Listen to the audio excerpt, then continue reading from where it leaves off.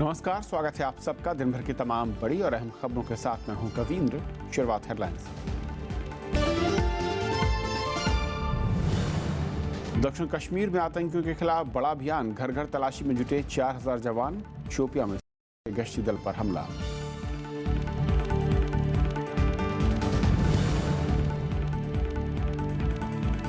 फौज को नहीं मिल रहा उसका हिस्सा, सेना प्रमुख का आधुनिकीकरण पर जोर। पहली राष्ट्रीय सैन्य रणनीति पर काम जारी।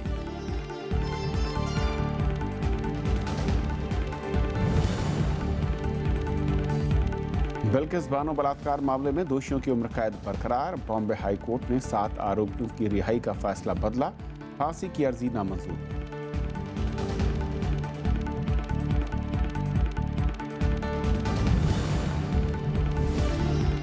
जस्टिस कन्नन का मेडिकल जांच से इनकार, कहा पूरी तरह हैं स्वस्थ, परिवार से सहमति को बताया जरूर।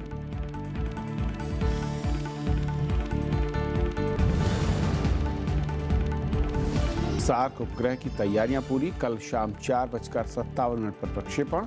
पड़ोसी देशों से अंतरिक्ष के क्षेत्र में बढ़ेगा सहयोग।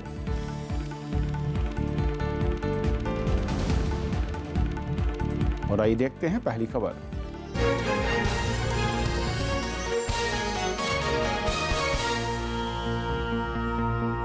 सेना की अगुवाई में आज दक्षिण कश्मीर के शोपियां में करीब 4000 सुरक्षा बलों ने इलाके में एक बड़ा एंटी टेरर सर्च ऑपरेशन शुरू किया। इस दौरान स्थानीय लोगों ने सुरक्षा बलों पर पत्थरबाजी भी की। उधर आतंकियों ने सेना की पेट्रोलिंग पार्टी पर हमला किया, जिसमें 2 जवानों समेत 3 लोग घायल हुए हैं।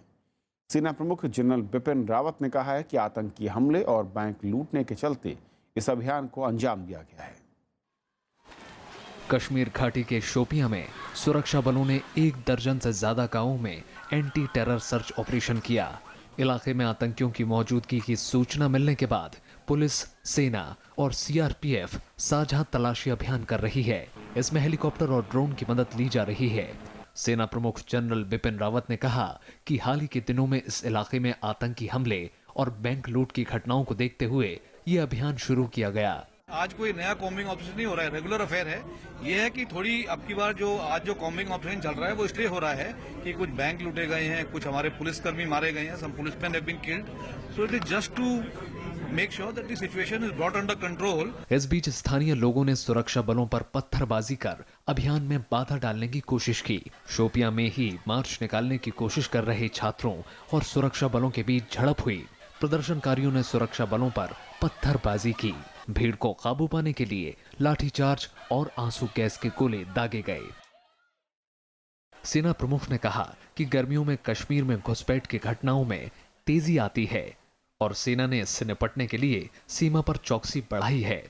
पुंछ में 2 जवानों की हत्या और शव के साथ बर्बरता पर उन्होंने कहा कि सेना पाकिस्तान की ऐसी हरकतों का पहले भी मुंह तोड़ जवाब देती आई है और इस बार भी देगी। इस तरह की कार्रवाई जब होती है तो उसके लिए कुछ हम भी जवाबी कार्रवाई करते हैं और कार्रवाई करते आए हैं। 4 दिन पहले आतंकियों ने कुलगाम में 5 पुलिस वालों समेत 7 लोगों की हत्या कर दी थी। वहीं पिछले 3 दिनों से आतंकियों की ओर से बैंक लूटने की 4 घटनाएं हुई हैं। Bureau report, Rajya Sabha TV. और इस मसले पर और बातचीत करने के लिए हमारे साथ retired air vice marshal Kapil काक साहब हैं। सर, स्वागत है आपका। धन्यवाद। जिस तरीके से जम्मू कश्मीर, खासतौर में कश्मीर की बात करूं, हालात हैं, अनेक आज बड़ा सर्च ऑपरेशन शुरू किया है, लेकिन कैसे देखते हैं, क्योंकि जिस तरह के हालात पिछले कुछ हफ्तों में कहूं लगातार बद से बदतर होते जा रहे हैं, क्या ज़रूरत है इस वक्त वहाँ पर? देखिए, इस वक्त तो पहली ज़रूरत सबसे ज़्यादा है कि स्थिति को काबू में पाना। जनरल रावत साहब ने ठीक कहा है कि 4 बैंकों लूटने के इंसिडेंट्स हुए हैं, 7 लोगों की मृत्यु हुई है, तो महिलाएं बाहर आती हैं, बच्चे बाहर आते हैं, संगबाज हैं। तो एक तो है, इसको आप स्थिति को काबू कैसे लाएंगे, इस पर कोई शक नहीं है। सेना, एसओजी, जेके पुलिस, सीआरपीएफ, हम सब जॉइंट ऑपरेशंस करके काबू में लाएंगे। मगर कविंदर जी, बुनियादी बात जो है तो उसको दर्शकों के सामने पेश करने की बहुत ही आवश्यकता है। पहले है कि जो कश्मीरियों के साथ भारत में बर्ताव किया जाता है। अभी राजनाथ सिंह, आप जानते हैं, कुछ दिनों पहले सारे राज्यों को कहा है कि एक संवेदनशील तरीके से इनके साथ जो एक तरीके का भरोसा है वो कम हुआ जा रहा है। भारत के नागरिक और कश्मीर में उस पे आगे देश के अलग अलग हिस्सों में। बिल्कुल। दूसरी बात जो है, हमें इस पे कोई शक नहीं है, भारत की सरकार, आम नागरिक, असैनिक समाज की ये कश्मीर का जो मसला है, राजनीतिक मसला है, उसको राजनीतिक ही तरीके से आप हल कर सकते हैं अगर आप परमानेंट सोल्यूशन चाहते हैं। तो सुरक्षा बलों का जो रूट हम संभालते आ रहे हैं पिछले 30 सालों से, कहाँ पहुंचे हैं आप? क्या अगले 30 साल पे ही ऐसे होना चाहिए? इसलिए मेरी राय है ये कि आप संवाद की धारा जो है उसको आगे बढ़ाइए। वाजपेयी जी ने बढ़ाया था 4 साल, उसके बाद मनमोहन सिंह ने भी अपने, उनके यूपीए 1 था, 5 साल वो लगते रहे। पर उसके बाद पिछली एक पूरी दशक है, और इस दशक में क्या हुआ है? 2008 की संगबाज, 2010 के संगबाज, लास्ट ईयर तो सारा देश जानता है, सारी कश्मीर की घाटी में 4 महीने कर्फ्यू लगा हुआ था। अगर आप 65 लाख लोगों के आम रोज़मर्रा की ज़िंदगी को इतने तरीके से देखें कि कर्फ्यू लगे, तो वो जो भरोसा है वो और कम होता जाता है। जो एक तरीके से खफा है भारत के नागरिकों से, और बढ़ते जा रहे हैं। लेकिन सरकार की जो दुविधा है, या सरकार की मैं कहूँ कि वो कहती है कि हम बातचीत करें किससे? जो नुमाइंदे वहाँ पर हैं उसके साथ लगातार टच में हैं, बातचीत हो रही है। जो लोग सड़कों पर हैं उनका कोई नेतृत्व नहीं है। तो फिर सवाल ये कि किसके साथ, किन संगठनों के साथ? कविंदर जी, बहुत ही एक महत्वपूर्ण आपने एक मुद्दा उठाया है। भारत सरकार भी इसमें बिल्कुल ध्यान दे रही है, मगर जब आप संवाद धारा के डायलॉग प्रोसेस पे चले, आपको विभिन्न स्तरों पे, विभिन्न रास्तों पे और विभिन्न भागीदारी जो है उनके साथ बात करनी है। ये कहना कि हम हुर्रियत के साथ बात नहीं करेंगे, मुझे लगता है उचित नहीं है, क्योंकि फारूक अब्दुल्ला कश्मीरियों में से सबसे बड़े नेशनलिस्ट माने जाते हैं। आपके सब जो मेन स्ट्रीम मुख्य धारा की पार्टीज हैं जो इलेक्शन जीत रहे हैं, 2014 में इलेक्शन टर्नआउट, चुनावों का टर्नआउट 64-65% है। फारूक अब्दुल्ला को 7% के साथ, क्या वो नुमाइंदे हैं कश्मीर के? ये भी हमें सोच विचार करना है। तो ये कहना कि हम किससे बात करें, मेरे ख्याल में बिल्कुल उचित नहीं है। बात तो शुरुआत तो कीजिए। पहले आप, जैसे गवर्नर वोरा ने आज ही रिपोर्टों से लगता है वो भारत के नुमाइंदे हैं, वो कश्मीरी नहीं है, गवर्नर हैं, पब्लिक लाइफ में पिछले 50-60 सालों से है। वो क्या कह रहे हैं? पहले आप मुख्य धारा की पार्टी से बात कीजिए, फिर बीजेपी से बात कीजिए, फिर पीडीपी से बात कीजिए, और वही कहेंगे कि आप जो ऑल पार्टी हुर्रियत है उनसे बात कीजिए। मैं ये दोहराना चाहता हूँ दर्शकों को, जो इस वक्त पीडीपी और भारतीय जनता पार्टी की जो कोएलिशन सरकार है, उसके लिए धर्म क्या है? Agenda of alliance. Agenda of alliance क्या कहता है? हम सबके साथ बातचीत करेंगे, ऑल पार्टी हुर्रियत के साथ। एजेंडा ऑफ अलायंस लागू नहीं हो रहा, आप करें बिल्कुल। और इसीलिए अब तो फिर आप सवाल उठाते हैं कि किससे बात करें। वो एजेंडा ऑफ अलायंस कहता है किससे बात करनी है, सब स्टेक होल्डर से बात। मैं सिक्योरिटी के लिहाज से अगर आऊँ दूसरे पॉइंट पर, काक साहब, जो बहुत अहम है सुरक्षा बलों के लिहाज से, एक तरफ आतंकवादियों के साथ मुठभेड़, स्थानीय जनता की नाराज़गी, और आज हमने देखा कि कई जगहों पर जब सर्च ऑपरेशन चल रहे थे, आतंकवादियों के साथ मुठभेड़ के लिए सेना और सुरक्षा बल जा रहे थे, उन पर पथराव। कितना मुश्किल उनका रोल इस वक्त दिख रहा है, और उनके लिए फिर क्या विकल्प, वो किस तरह से आगे? बहुत ही दुख भरी बात है, ये पहली बार दक्षिणी कश्मीर में आर्मी आ रही है। अभी तक तो सिर्फ जम्मू कश्मीर पुलिस, और ये क्या दिखाता है कि स्थिति दिन ब दिन गंभीर होती जा रही है। अभी आप पुलिस पे आप पथराव कर सकते हैं, आपके बच्चे जो हैं, वो बच्चे भी क्या हैं, 2008 और 2010 के जो युवा थे उनकी एवरेज उम्र थी 18 साल। आज के जो संगबाज हैं वो 10 साल के लड़के हैं, 11 साल के लड़के हैं। मतलब इतनी नाराज़गी है, उस नाराज़गी को कारण तो ढूंढिए ना। इसीलिए मैं कह रहा हूँ कि आपके जो कोई भी कार्यक्रम है सरकार के, हमारे इतने डायनामिक प्रधानमंत्री हैं, उनको ये कश्मीर का मसला खुद पे संभालना है, ये आप दूसरों पे मत छोड़ दीजिएगा, क्योंकि उनका इतना मैंडेट है, सारा देश का मैंडेट है।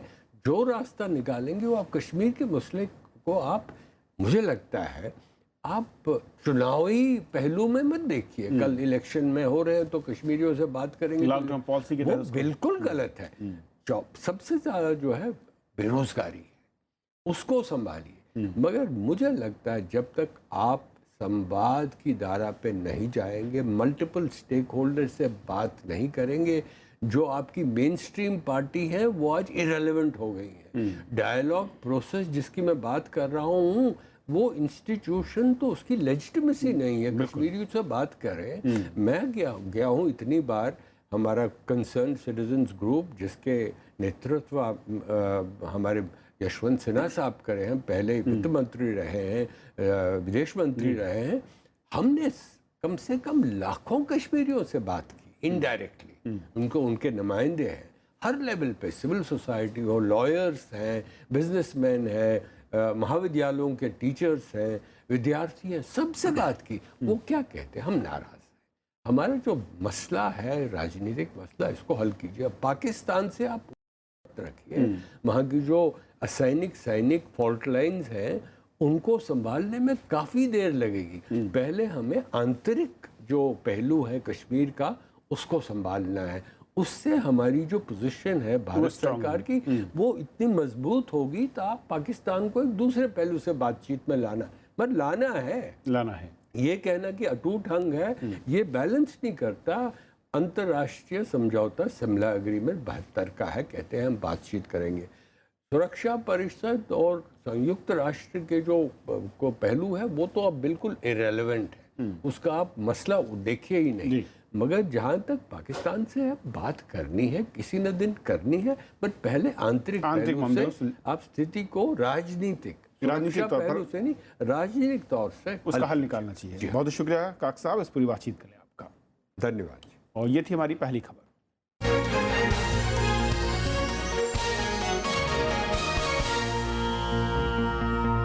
सेना प्रमुख जनरल बिपिन रावत ने कहा है कि सुरक्षा चुनौतियों से निपटने के लिए राष्ट्रीय सैन्य रणनीति को जल्द ही अंतिम रूप दिया जाएगा। रक्षा मामले से जुड़े कार्यक्रम में उन्होंने कहा कि देश में कई लोगों की सोच है कि सेना पर खर्च एक बोझ है और सेना को उसका वाजिब हिस्सा नहीं मिल रहा है। सेना प्रमुख ने चीन का उदाहरण देते हुए कहा कि भारत का वास्तविक क्षमता का एहसास उसी समय होगा जब आर्थिक विकास और सैन्य मजबूती साथ साथ होंगी। उन्होंने कहा कि पड़ोसी देशों की चुनौतियों से निपटने के लिए नए सहयोगी और दोस्तों की जरूरत है और पहली राष्ट्रीय सैन्य रणनीति इसमें कारगर साबित होगी। इस साल रक्षा बजट के लिए 2,74,000 करोड़ रुपए आवंटित किए गए हैं, जो जीडीपी का 1.63% है। वहीं चीन अपनी जीडीपी का 3% हिस्सा सेना पर खर्च करता है। और फिलहाल एक ब्रेक, और ब्रेक के उस पार कुछ और बड़ी खबरें।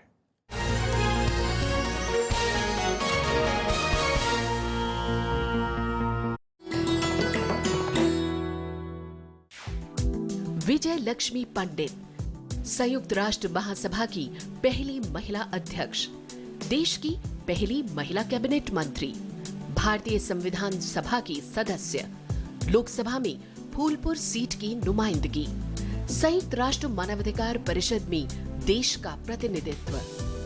विजय लक्ष्मी पंडित के नाम है उपलब्धियां अनेक। नेहरू परिवार की ये सदस्य है देश की सफलतम राजनीतिज्ञों में से एक।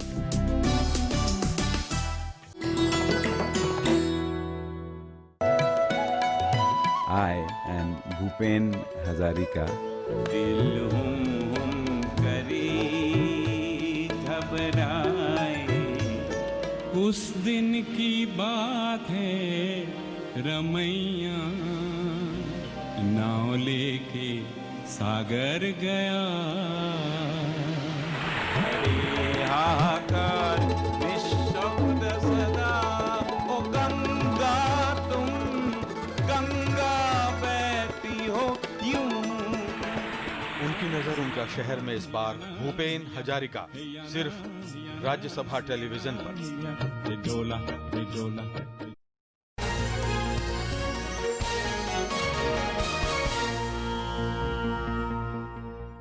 केंद्रीय गृह राज्य मंत्री हंसराज अहीर ने आज सुकमा जाकर नक्सली हमले की ग्राउंड रिपोर्ट ली। उन्होंने अधिकारियों के साथ बैठक की। सुरक्षा बलों ने भी सुकमा हमले में शामिल होने के आरोप में कई संदिग्धों को हिरासत में लिया है। उधर कल महाराष्ट्र के गढ़चिरौली में नक्सली हमले में घायल एक जवान की मौत हो गई है। सुकमा में हुए नक्सली हमले के बाद गुरुवार को केंद्रीय गृह राज्य मंत्री हंसराज अहीर ग्राउंड रिपोर्ट लेने वहां पहुंचे। उन्होंने अधिकारियों के साथ बैठक की। इसमें घटना से जुड़े तथ्य और सुरक्षा के मसले पर चर्चा हुई। उन्होंने कहा कि नक्सल समस्या से निपटने के लिए नई रणनीति पर जल्द फैसला लिया जाएगा। जो भी रणनीति बनेगी, जो भी सोच रहे हैं, कम से कम हम समय में इसको जल्दी कैसे कंट्रोल पाएंगे, इसका हम सोच रहे हैं। बाकी इसकी रणनीति के बारे में हम ज़्यादा नहीं बोल पाएंगे। इससे पहले गृह राज्य मंत्री हमले में घायल हुए जवानों का हाल जानने रायपुर के अस्पताल पहुंचे। उन्होंने जवानों के इलाज को लेकर डॉक्टरों से बात की। सुकमा नक्सली हमले को लेकर बड़ी कार्रवाई करते हुए सीआरपीएफ और पुलिस बल ने कई संदिग्धों को हिरासत में लिया है। पुलिस का कहना है कि पकड़े गए लोगों से पूछताछ हो रही है। पिछले महीने सुकमा नक्सली हमले में 25 जवान शहीद हो गए थे और कई घायल हुए थे। 24 अप्रैल को बुरकापल में जो नक्सली घटना हुआ, उसके पश्चात फिर आसपास इलाके में लगातार सर्चिंग ऑपरेशन जारी है। उस ऑपरेशन के दौरान कुछ संदिग्ध लोगों को पुलिस ने इंट्रोगेशन के लिए कार्रवाई की जा रही है। इंट्रोगेशन के पश्चात यदि उनकी कोई भूमिका स्पष्ट सामने आएगा, फिर उनको गिरफ्तार करके न्यायालय में पेश की जाएगा। उधर सुरक्षा बलों को झारखंड के लोहरदगा में नक्सल विरोधी अभियान में बड़ी कामयाबी मिली है। उन्होंने गुरुवार को आधुनिक हथियारों और 3000 गोलियों का जखीरा जब्त किया है। Bureau report, Rajya Sabha TV. Maharashtra और यूपी एटीएस की टीम ने साझा ऑपरेशन में मुंबई से आज एक और संदिग्ध आईएसआई एजेंट को गिरफ्तार किया है, जो उस रैकेट का हिस्सा था जिसका पाकिस्तान उच्चायोग के अधिकारी से संपर्क था। पुलिस का दावा है कि जावेद को ही पाकिस्तान से धन जमा करने के लिए निर्देश मिलते थे और उसके बताने पर अल्ताफ ने खाते में धन जमा कराया। महाराष्ट्र एटीएस के साथ मिलकर उससे अब पूछताछ हो रही है। इससे पहले मुंबई से ही अल्ताफ कुरैशी को गिरफ्तार किया गया था। अब तक 3 संदिग्ध एजेंट गिरफ्तार हो चुके हैं। सारे इंफॉर्मेशन इन्होंने कलेक्ट किए हुए थे और इसके पास से कुछ ऐसी सूचनाएं प्राप्त भी हुई हैं। बाकी जानकारी जब बाकी 2 जो लोग अरेस्टेड है वो यहाँ आ जाते हैं तो उनके इंटरोगेशन से हमें उम्मीद है कि पूरे गैंग के और भी अगर कोई लिंक्स है तो पता चलेगा। बिल्किस बानो बलात्कार मामले में बॉम्बे हाई कोर्ट ने 12 दोषियों की उम्र कैद की सजा बरकरार रखी है। इनमें से एक आरोपी की मौत हो चुकी है। 7 लोगों की रिहाई के निचली अदालत के फैसले को बदल दिया गया। इनमें 5 पुलिसकर्मी हैं और 2 डॉक्टर। इन्हें सबूतों से छेड़छाड़ का दोषी पाया गया है। अब इस मामले में कुल 18 दोषी हैं। कोर्ट ने 3 दोषियों के लिए मौत की सजा की सीबीआई की अपील खारिज कर दी है। गुजरात दंगों के वक्त बिल्किस बानो के साथ सामूहिक बलात्कार की घटना हुई थी। 11 आरोपी जिनको यूडी साल्वी जी के कोर्ट ने 2008 में कन्विक्ट किया था, उन्हें तो कन्विक्ट किया ही है। उनका अपील डिसमिस करते हुए हाई कोर्ट ने उनका उम्र कैद की सजा उनके लिए बरकरार रखी है। साथ साथ 5 पुलिस ऑफिसर जिनका रोल पुरावे और एविडेंस को डिस्ट्रॉय करने में था, उनको भी हाई कोर्ट ने कन्विक्ट किया है। तो बहुत ही ऐतिहासिक फैसला है। कोलकाता हाई कोर्ट के जज CS आज मेडिकल जांच कराने से साफ इनकार कर दिया। सुप्रीम कोर्ट ने इसका आदेश दिया था और इसके लिए 4 डॉक्टरों की टीम पुलिस के साथ उनके घर गई थी। जस्टिस कर्नल ने डॉक्टरों की टीम से कहा कि उनका दिमाग ठीक है। उन्होंने दलील दी कि ऐसी जांच के लिए अभिभावक की सहमति जरूरी है, लेकिन उनका परिवार उनके साथ नहीं है, इसीलिए ये जांच नहीं हो सकती।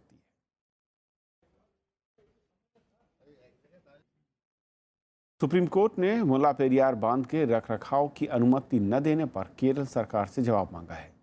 तमिलनाडु सरकार की शिकायत पर यह जवाब मांगा गया है। तमिलनाडु ने आरोप लगाया कि केरल सरकार अदालत के 2014 के आदेश के पालन में बाधा खड़ी कर रही है। इस मामले की अगली सुनवाई जुलाई के दूसरे सप्ताह में होगी।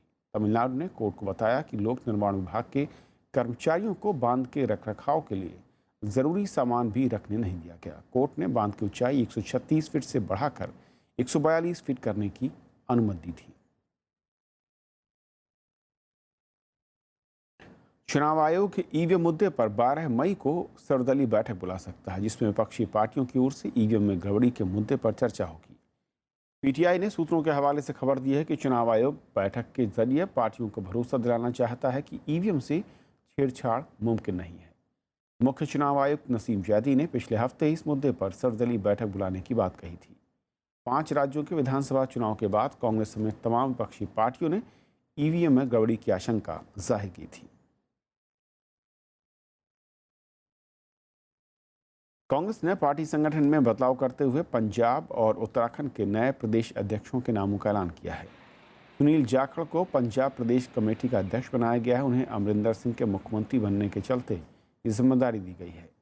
वहीं उत्तराखंड में हार के बाद किशोर उपाध्याय की जगह प्रीतम सिंह को उत्तराखंड कांग्रेस का अध्यक्ष बनाया गया है। पार्टी में सचिव और पूर्व सांसद अविनाश पांडे का कद बढ़ गया है। उन्हें पार्टी महासचिव बनाकर राजस्थान का प्रभारी बनाया गया है। इसके अलावा विवेक तनखा पार्टी के लीगल सेल के नए हेड होंगे।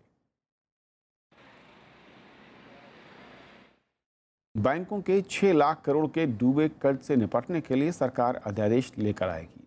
बैंकिंग कानून में संशोधन कर आरबीआई को कुछ अधिकार दिए जाएंगे। माना जा रहा है कि इससे कर्ज संकट से मुक्ति मिल सकेगी। बैंकों में डूबे कर्ज की समस्या से निपटने के लिए सरकार ने बड़ा फैसला किया है। अध्यादेश के जरिए बैंकिंग कानून में बदलाव किया जाएगा। वित्त सचिव अशोक लवासा के मुताबिक संशोधन के बाद आरबीआई और दूसरे बैंक डूबे हुए कर्ज से प्रभावी तरीके से निपट सकेंगे। पीटीआई के मुताबिक बदलाव से आरबीआई बैंकों को निर्देश जारी कर सकेगा। रिजर्व बैंक निगरानी समिति भी बना सकता है जो विशेष मामलों पर नजर रखेगी ताकि बैंक अधिकारियों को जांच के झंझट से बचाया जा सके। इसके अलावा विशेष मामलों में आरबीआई दिशा निर्देशों में ढील दे सकेगा। बैंकिंग सेक्टर को लेकर कुछ प्रमुख निर्णय मंत्रिपरिषद में हुआ है, लेकिन एक मर्यादा है कि जब माननीय राष्ट्रपति जी को कोई मंत्रिपरिषद सिफारिश करता है तो उस प्रपोजल की डिटेल्स हम तब तक नहीं देते जब तक राष्ट्रपति भवन से और माननीय राष्ट्रपति जी का उसको स्वीकृति ना आ जाए। सरकार ने बैंकों के साथ चर्चा के बाद इस बदलाव को मंजूरी दी है। दरअसल इस वक्त बैंकों का 6 लाख करोड़ रुपए का कर्ज संकट में है। वित्त वर्ष 2014-15 में डूबा कर्ज 2.67 लाख करोड़ रुपए था। 2015-16 में यह आंकड़ा 5.0 करोड़ जा पहुंचा। 31 दिसंबर 2016 तक ये 6.07 लाख करोड़ हो गया। बीते दिनों वित्त मंत्री ने कहा था कि डूबे कर्ज की रकम बड़ी है, लेकिन ये 40 से 50 कंपनियों तक ही सीमित है। उन्होंने उम्मीद जताई थी कि वर्तमान कानूनों से ही इसका हल निकाला जा सकता है। Bureau report, Rajya Sabha TV. Bharat ने ब्रिटेन से कहा है कि वो विजय माल्या समेत दूसरे भारतीयों के प्रत्यर्पण की प्रक्रिया को सरल बनाए। भारत ने ब्रिटेन को अपने वीज़ा नियमों को भी आसान बनाने को कहा है ताकि भारत के छात्रों, पेशेवरों और राजनयिकों के आश्रितों को परेशानी न हो। इन मसलों पर आज गृह सचिव राजीव महर्षि और ब्रिटेन की गृह सचिव पैट्सी विल्किंसन के बीच दिल्ली में बात हुई। दोनों देशों के बीच वैसे तो प्रत्यर्पण संधि है, लेकिन उसे लागू करने में पेचीदगियों की वजह से आज तक सिर्फ एक व्यक्ति का ही ब्रिटेन से भारत में प्रत्यर्पण मुमकिन हो पाया है, जबकि भारत ने माल्या और ललित मोदी समेत 57 लोगों को प्रत्यर्पित करने का अनुरोध भेज रखा है। दोनों देशों ने आतंकवाद के खिलाफ सहयोग और खुफिया सूचनाओं के आदान प्रदान पर भी चर्चा की। Discussions focused on the processes involved in matters of extradition and the need to further improve these processes. Both sides also agreed to address the challenges of illegal migrants, and both sides committed to work together to ensure the smooth return of Indians overstaying in UK. ISRO कल SAARC देशों के लिए उपग्रह प्रक्षेपित करेगा। इसे कल शाम 4:57 पर प्रक्षेपित किया जाना है। कई क्षेत्रों में इसका फायदा सार्क देशों को मिलेगा, हालांकि इसमें पाकिस्तान शामिल नहीं है।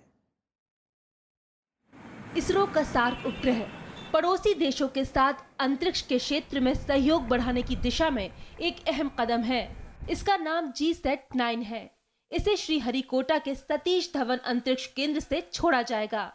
इसका फायदा पड़ोसी देशों बांग्लादेश, श्रीलंका, भूटान, नेपाल, मालदीव और अफगानिस्तान को मिलेगा। अगर हम लोग ये मिलकर ये काम करेंगे तो ये एक तरह से आपस में जो रिलेशंस हैं उनको सुधारने का भी काम करेगा, क्योंकि हम लोग एक सिंगल कंट्री से ऊपर उठकर हम लोग इसको देख रहे हैं, पूरे पर्सपेक्टिव में देख रहे हैं, जिसको हम लोग बोलते हैं ग्लोबल विलेज है पूरे का पूरा विश्व जो है उसी तरह से ही होगा। स्टार्क सैटेलाइट का वजन 2230 किलो है। इसमें 12 क्यू बैंड के ट्रांसपॉन्डर लगे हैं। इस पर 235 करोड़ रुपए का खर्च आया है। इससे टेलीकम्युनिकेशन, आपदा प्रबंधन, डीटीएच, टेली एजुकेशन और टेलीमेडिसिन जैसे क्षेत्रों में सेवाएं मिलेंगी। GSLV भी एक तरह से हमारे लिए पावर हॉर्स बनता जा रहा है, क्योंकि हमें जब टेलीकम्युनिकेशन सैटेलाइट को ऑर्बिट में डालना होगा तो उसमें मार्केट भी बहुत ज़्यादा है इंटरनेशनली अगर उसको देखें। और जो हम लोगों ने क्रायोजेनिक इंजन जो इसके लिए डेवलप किया है वो हम लोगों ने खुद डेवलप किया, तो हमारी जो कॉस्ट है लॉन्चिंग की वो दूसरी कंट्रीज से कम आ रही है। प्रधानमंत्री नरेंद्र मोदी ने साल 2014 के एक सार्क सम्मेलन में इसका ऐलान किया था। इसका मकसद सार्क देशों के बीच अंतरिक्ष के क्षेत्र में सहयोग बढ़ाना है। बीते दिनों चीन सरकार के मुखपत्र ग्लोबल टाइम्स ने भी इस कदम की सराहना की थी। अखबार ने भारत और चीन के बीच अंतरिक्ष के क्षेत्र में सहयोग बढ़ाने की वकालत की थी। अरुणा ठाकुर, राज्यसभा टीवी। देश में इंदौर सबसे साफ सुथरा शहर है। स्वच्छ सर्वेक्षण 2017 में ये बात सामने आई। सूची में दूसरे नंबर पर भोपाल है। उत्तर प्रदेश का गोंडा शहर सबसे शहर है। शहरी विकास मंत्री एम वेंकैया नायडू ने आज सर्वेक्षण के नतीजों का ऐलान किया। इसमें 434 शहर शामिल थे। शीर्ष 50 स्वच्छ शहरों में गुजरात के 12 शहर हैं, मध्य प्रदेश के 11 और आंध्र प्रदेश के 8 शहर शामिल हैं।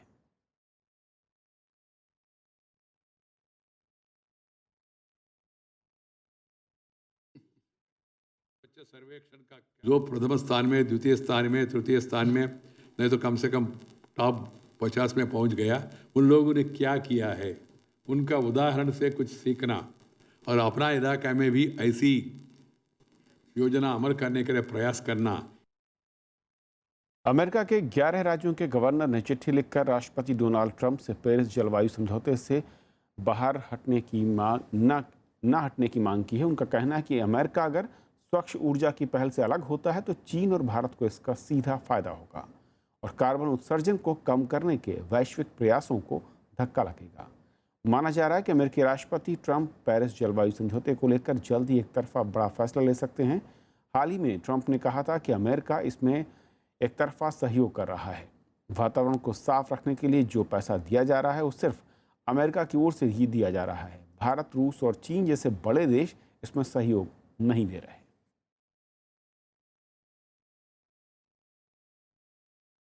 तो खबरों के आज के सफर में इतना ही। नमस्कार।